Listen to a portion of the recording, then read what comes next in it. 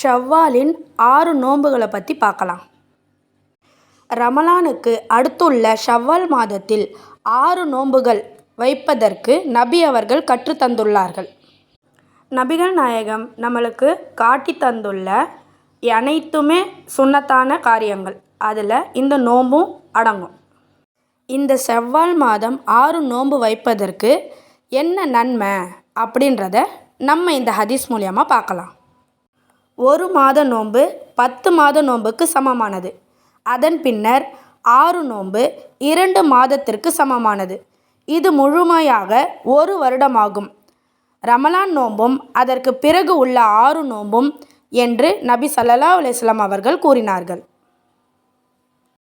நபிகள் நாயகம் ஸல்லல்லாஹு அலைஹி வஸல்லம் அவர்கள் கூறினார்கள், ரமலான் மாதம் நோன்பு நோற்று அதைத் தொடர்ந்து ஷவ்வால் மாதம் 6 நோன்பு நோற்றவர் காலமெல்லாம் நோன்பு நோற்றவர் போலாவார். இன்ஷா அல்லாஹ் ஷவ்வால் மாதத்தின் இந்த 6 நோன்பையும் நம்ம நோற்று இறைவனுடைய அருளை பெறணும்னு முயற்சி பண்ணுவோம்.